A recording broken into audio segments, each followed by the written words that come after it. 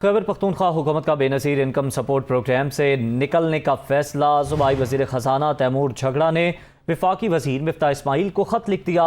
जिन लोगों को प्रोग्राम से निकाला मौजूदा हुकूमत वापस शामिल कर रही है।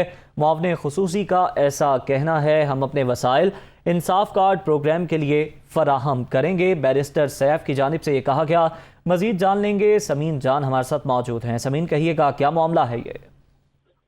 आज सूबाई काबीना का इजलास हुआ था, 71वां सूबाई काबीना का इजलास था, और इसमें यह फैसला किया गया है कि जो बेनज़ीर इनकम सपोर्ट प्रोग्राम वफाकी हुकूमत ने, जो मौजूदा हुकूमत ने शुरू किया है, उससे उन्होंने निकलने का फैसला कर लिया। और मजीद जो फंड है बेनज़ीर इनकम सपोर्ट प्रोग्राम के लिए, जो पहले उन्होंने एहसास प्रोग्राम के लिए देना था, वो भी उन्होंने विड्रॉल कर दिया। और मजीद जो है ना, बेनज़ीर इनकम सपोर्ट प्रोग्राम को सूबाई हुकूमत की जानिब से जो हिस्सा था वो ना दिया जाएगा।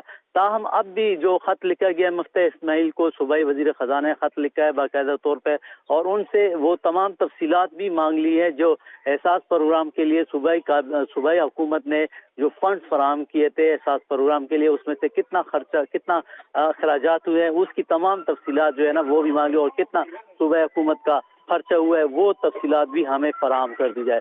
अब सूबाई काबीना ने ये भी फैसला किया है कि सूबाई हुकूमत अपनी तौर पे जो है ना, यहाँ पे एक कार्ड जो इंसाफ कार्ड है, फूड कार्ड, वो मुतारिफ कराने का फैसला किया। और उसमें तकरीबन 2100 रुपए जो है ना फी खानदान को माहाना तौर पे दिया जाएगा। और तकरीबन उन्होंने ये डेटा जो है ना वो एहसास प्रोग्राम से लिया। तकरीबन 10 लाख खानदान है, 10 लाख खानदानों को जो है ना 2100 रुपए। ठीक है, ये फैसला कर लिया गया है। समीन जान, शुक्रिया अपडेट करने के लिए।